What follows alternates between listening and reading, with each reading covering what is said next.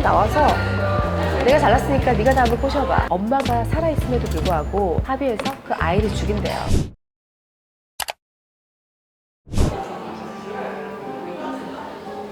불이비행 악어백. 여자들의 어장 관리는 어떻게 보면 남성에 대한 믿음의 부재인 것 같아요. 나한테 완벽하게 느낌이 오는 사람이 아니거나 애매한 사람이 여러 명 있다 그러면 그냥 남겨두는 것 같아요. 그러면 확실한 경쟁력 있는 남성이 생긴다 그러면 그 칼을 다 자르겠죠? 저는 무조건 나쁘다 생각하진 않아요. 왜냐면 한 사람이 어떻게 될지 알고 계속 이 사람한테 시간 낭비이기 때문에 사귀기 전까지는 충분히 가능성을 열어놓는 게 좋다 생각이 들어요. 그래야 나중에 후회도 없고. 남자의 어장 관리 하긴 방법은 확실히 알 수 있어요. 남자들은 적극적으로 밥 먹었어? 예쁘니? 뭐 어쩌고 좋은 얘기들을 하면서 계속적으로 열심히 연락을 해요. 그러면 그 사람이 당연히 나한테 이렇게 연락을 많이 하면 관심 있는 것처럼 보이잖아요. 그런데 연락은 자주 하면서 보자고 얘기를 안 해요. 시간을 잡지 않아요. 그거는 거의 100% 어장 관리예요. 왜냐면 남성은 분명히 좋아하면 보자 하고 적극적으로 따라다니거든요. 그 남성은 지금 집중하고 있는 어떤 썸녀들이 있는 거예요. 근데 그게 너무 많으면 관리가 안 되잖아요. 우선순위의 여자들을 돌아가면서 만나야 되는데 여기 어장 관리하는 여자들까지 만나려면 에너지가 너무 많이 뺏기기 때문에 한마디로 이군으로 남겨놓는 거죠. 이 여성들한테 공을 들이다가 안 되면 이쪽으로 넘어오려고. 그래서 어장 관리하는 남성들은 말로만 보고 싶다 하고 보려고 하지 않아요. 젊고 예쁘면 그 자체로 빛나니까 충분히 관심 가질 수 있는데, 어린 여성을 좋아하는 남성의 특징들은 거리적이고 좀 보수적인 남자. 어릴수록 성적인 경험, 남성 경험 이런 게 적다라고 생각을 해서 확률적으로 자신은 많은 경험이 있으면서 때묻지 않은 여자를 찾는 남자들인 경우가 예전에는 좀 많았어요. 지금은 그런 것보다 그냥 본능적으로 귀엽고 예쁜 여자가 좋은 사람도 있고, 또 하나는 그 어린 여성들은 아무래도 사회에서 겪은 경험들이 부족하잖아요. 만약에 어린 여성을 만나는데 오마카세를 데려갔다. 그러면 오빠 나 여기 처음 왔어 너무 좋아. 리액션이 엄청난 거예요. 남자는 이 여성에게 시간, 돈, 노력을 썼을 때 거기에 대한 반응, 그냥 보상을 받고 싶은데 좀 세련되고 예쁘다 싶어서 나이가 좀 있는 여자를 사귀었어요. 근데 그 여자는 많은 경험이 있는 거죠. 더 좋은 데도 가봤고, 그래서 본인이 어렵게 오마카세 예약을 했는데도 괜찮네 이런 식으로 약간 반응이 떨어지는 반응이 온다거나 이러면 남성은 노력에 대한 보상이 너무 작게 느껴질 수 있잖아요. 그래서 그런 순수함을 더 많이 끌려하는 것 같고요. 그리고 또 반대로 나이가 들어도 어린 남성과 정말 사랑받고 사귀는 여자들의 특징들을 보면 여성들이 말을 정말 예쁘게 하고 남자한테 굉장히 반응을 잘해줘요. 정말 예쁘게 잘 웃어요. 그리고 확실히 느낀 건데, 여자는 사랑받기 위해 태어났고요, 남자는 인정받기 위해 태어났다는 거 하나, 그거 하나만 확실히 알면 되게 편하실 거예요. 한마디로 여성은 정말 사랑을 갈구하고요, 남성은 엄청나게 인정을 원해요. 그래서 여성은 그 남성을 계속적으로 인정해주고 잘한다 멋있다 당신 이렇게 하는 모습 진짜 매력있다, 그런 식으로 계속적으로 남자의 자존감을 올려주고, 잘 웃어주면, 개그맨처럼 웃길 필요 없고 내가 잘 웃어주면 그 남자는 나는 진짜 유머 감각이 있고 여성을 웃길 줄 알고 되게 매력있는 남자 같이 느껴지잖아요. 그럼 괜히 자신감이 올라가잖아요. 그럼 인정받는 느낌이 들기 때문에 여자들은 남자를 인정해주고 리액션을 잘해주는 게 좋은 것 같아요.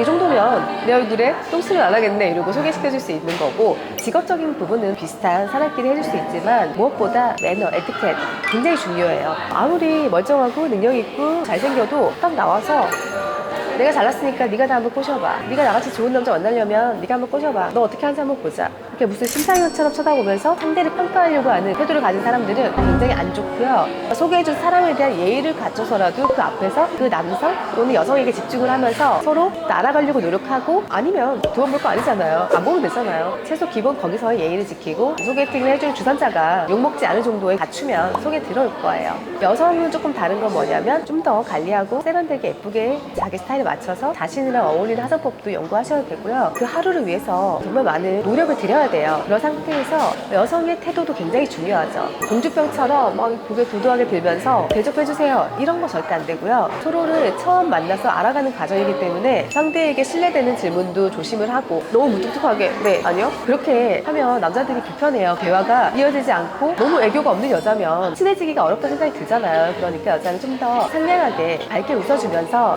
네 잘 웃어주고 기본적인 매너만 잘 지키면 될 것 같아요.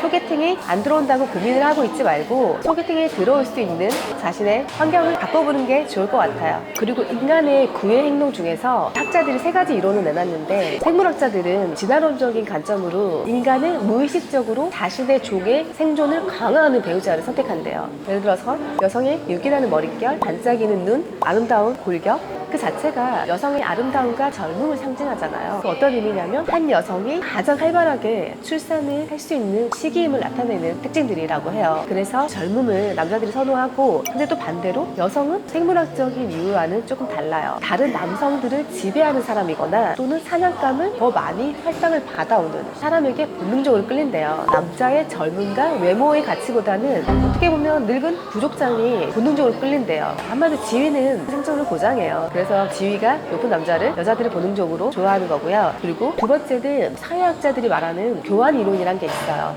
사람들은 자신과 대략 비슷한 사람에게 관심을 가진대요. 어떤 사람을 봤을 때 이 사람의 창의성, 유머 감각, 재정 상태, 그 모든 것들을 빨리 탐색을 해서 대략 나랑 비슷하거나 또는 나보다 조금 낫다, 그런 사람의 경우에는 바로 입찰에 종을 올려버리는 거죠. 이 사람이다, 관심을 가져야겠다. 그래서 사회학자들은 생물학적인 것과 또 다르게 이런 총체적인 인간의 인격도 굉장히 중요한 요소다라고 얘기를 해서, 전성기가 지난 여성이거나 또는 별 볼 일 없는 직업의 남성이라 할지라도 매력적이고 지적이고 인격적으로 훌륭하다, 그런 사람의 경우에는 이성에게 인기를 끌 수 있고 다른 자신의 단점을 상쇄할 수도 있다라고 얘기를 해요. 그리고 세 번째 이론이 뭐냐면 페르소나 이론이에요. 사람은 누구나 타인에게 보여주고 싶은 자신만의 가면 하나쯤은 다 있거든요. 한마디로 나의 자아상과 정체성을 돋보이게 해줄 그런 배우자를 찾는 거거든요. 이 3가지 이론이 있어요. 그거는 어느 정도 근거가 있어요. 어제 오은영 박사님이 나오는 금쪽 같은 내 새끼라는 프로를 처음 봤어요. 아들들이 대부분 문제가 많은 거예요. 여성의 아이보다 남자아이가 훨씬 더 말썽을 많이 일으키고 부모한테 욕도 한다든지 안 좋은 방향으로 가는 경우가 많더라고요. 그 아이들이 그런 올바른 치료를 받아서 올바르게 성장하면 너무 다행이지만 보통은 치료를 못 받는 경우가 많죠. 그러면 그 아이들이 다 성장해서 결국은 누군가의 아빠가 되고 누군가의 남편이 되는 거잖아요. 정서가 비성숙하게 자란 또 공격적인 그런 성향의 남성이 가정을 이룬다고 생각해보세요. 아무래도 그런 남자와 결혼한 여성은 가정이 평화롭기 쉽지 않잖아요. 살인자 중에서 여성 살인자도 있잖아요. 그런데 연쇄 살인범은 여성이 없대요. 정말 남자밖에 없다는 거예요. 그리고 여성의 살인은 또 뚜렷한 특징이 있어요. 여성은 근친 살인을 많이 한대요. 자신의 남편을 많이 죽이는데 남자들은 또 욱하기 때문에 우발적인 범죄도 많아서 살인을 하고 난 이후에 항소를 하면서 형량을 계속 줄여나간대요. 근데 여성 살인자는 남편을 살해하기 위해서는 진짜 체계적으로 더 잔인하게 살인을 계획을 하거든요. 그렇기 때문에 여성들은 나중에 뭐 항소도 잘 안 한다고 하더라고요. 왜 여성은 남편을 많이 살해하고 왜 남자는 우발적인 범죄 또는 연쇄 살인마가 많을까요? 그만큼 남자, 여자의 타고난 성향 중에서 남성들이 더 공격적이고 잘못된 방향으로 갔을 때 안 좋은 범죄에도 많이 연루될 수 있고 흉악범도 될 수 있기 때문에 남성이 어렸을 때 성장 가정과 성격은 가장이라는 역할로 봤을 때는 굉장히 중요한 거예요. 여성보다 저는 남성이 더 중요하다고 말하는 이유 중에 하나도 그거고, 아빠가 문제가 없으면 엄마가 행복하다는 거고요. 엄마가 행복하면 자식들도 행복하고 그 가정은 굉장히 평화롭고 행복할 수 있는 이상적인 가정이 될 수 있거든요. 새끼를 낳는 포유류 중에서도 유일하게 인간 남성만이 구성 투자를 한대요. 대부분은 새끼를 낳고 그냥 가거든요. 보통 다 아빠 없이 자라요. 예를 들어서 뭐 새들이 둥지 주변을 지켜준다든지 보호해준다든지 그런 거는 있지만 직접 구성 투자를 하진 않거든요. 키우진 않아요. 그런데 인간은 남성이 구성 투자를 하기 때문에 아빠의 역할이 굉장히 중요하고 기둥이잖아요. 그런 든든한 기둥이 있어야 사회에서 살 때도 크게 억울한 일 당하는 일 없이 지낼 수 있는데, 엄마와 둘만 산다고 했을 때는 부당한 일을 많이 당할 수 있고, 책에서 본 건데 원주민 사이에서 부족 간의 전쟁이 일어났어요. 전투를 벌여서 한 사람이 죽었어요. 한 남성이. 그러면 그 남성의 아이는 엄마가 살아있음에도 불구하고 그 주민들끼리 합의해서 그 아이를 죽인대요. 그런 것처럼 아빠 없는 자식이 생존할 가능성이 예전에 더 떨어졌다는 거고, 그만큼 아빠가 중요하다는 거고, 가족을 책임지는 모든 거에서 남성이 저는 더 훨씬 더 중요하다고 생각을 하고 있어요. 그래서 인간은 아빠의 역할, 아빠의 그런 가치관, 그런 게 정말 중요하다는 거죠.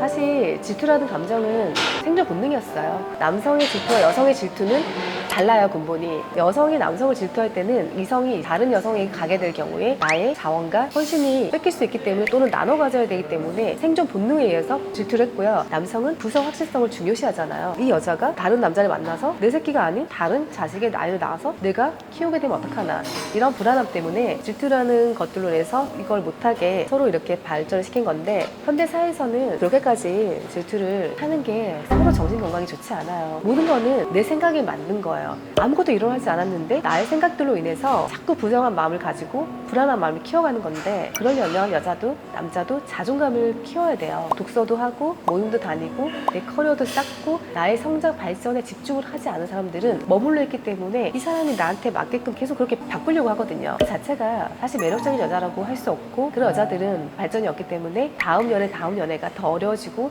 더 괜찮은 남자를 만날 가능성이 없어요. 그래서 홀로서기 돼 있어야 되고, 나는 가치 있는 사람이다, 나는 누군가의 도움 없이도 행복할 수 있다, 이런 사람은 길거리 아무데나 가서 만나는 남자랑도 행복할 수 있고요. 내가 자립이 되지 않고 남성한테 의존하는데 너무 익숙해졌다, 스스로 판단을 못 내리고 그런 사람이라고 하면 누굴 만나도 행복할 수 없어요. 그래서 결국은 질투라는 감정도 자신의 불안감이 크다는 건데, 그거는 상대의 문제가 아니라 본인의 문제가 많다고 생각이 들어요. 질투를 하다 보면은 언성도 높아지고 싸움을 할 수도 있고 서로 감정이 상하잖아요. 그리고 여자가 예쁘게 질투하는 거는 초반에는 괜찮지만 너무 그렇게 사닥하고 질투하고 이러면 여성이 굉장히 자신감 없어 보이고, 아무리 예쁜 여성이어도 가치를 깎아먹는 짓이에요. 분명히 매력이 떨어지기 때문에 남성은 그 여자를 벗어나고 싶을 거예요. 거기에 대해 확실히 얘기해야 돼요. 나랑 가치관이 맞고 나의 이상형이 가까워서 난 너가 좋았는데 너가 계속하는 합리적이지 않은 이런 질투 또는 이런 구속은 우리 관계에 해롭다. 너가 나를 계속 잘 만나고 싶고 나도 너랑 잘 만나고 싶기 때문에 이거는 서로 주의하는 게 어떻겠냐고 정확하게 얘기를 해야 돼요. 생각나는 얘기가 또 하나 있는데, 남편이 외도를 했다. 그걸 알았을 때 왜 사람이 나한테 빗으로 꽂아고 상처를 준 거잖아요. 그런데 왜 상대편 여자를 비난을 할까? 저 좀 이해가 안 갔어요.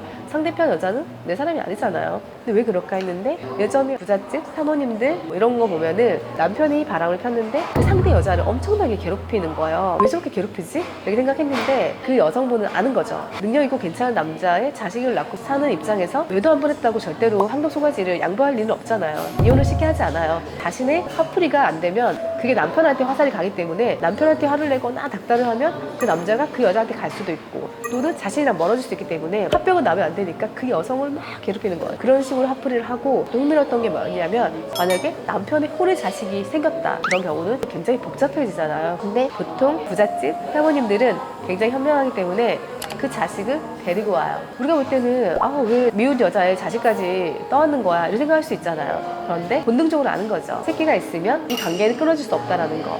근데 아이만 데려오면 이 관계는 줄일 수 있고 또는 끊어질 수 있다는 거잖아요. 그래서 이 아이를 키우고 싶진 않지만 이 여자와의 관계를 끊기 위해서는 그 자식을 걷어들이는 거죠. 그리고 아이 엄마한테 얘기하겠죠. 미혼모로 너가 이 아이를 키워봤자 이 아이가 얼마나 험난하게 살겠냐. 우리 집안에 호적에 올려서 내가 남부럽지 않게 키워주겠다. 나한테 맡겨라. 이러면 울면서라도 자식을 넘겨주겠죠. 왜냐면 그 집에서 사는 게 훨씬 더 행복할 수 있으니까. 그런 걸 봤을 때 사람들이 그런 전략들이 다 있는 것 같아요. 인간의 본성을 이해했을 때 알 수 있어요. 단순하게 저 여자랑 애 쫓아내버려야지. 그럼 남자는 어떻게 자식 있는 여성을 모른 척해요. 어딘가에 집을 얻어주고 그 관계는 영원히 끝날 수 없다는 거를 인간의 본성을 알기 때문에 여자들은 본능적으로 자식과 뗄 수 없다는 거. 남녀는 남남이지만 자식은 뗄 수 없잖아요. 그래서 그런 생존 전략들이 있었던 것 같아요. 이메일로 사연들을 받아볼게요. 혹시 고민이 있으시거나 궁금한 거 있으신 분 있으시면 제가 메일 주소 남겨둘 테니까 고민 한번 보내주세요. 제가 솔루션 해드릴게요.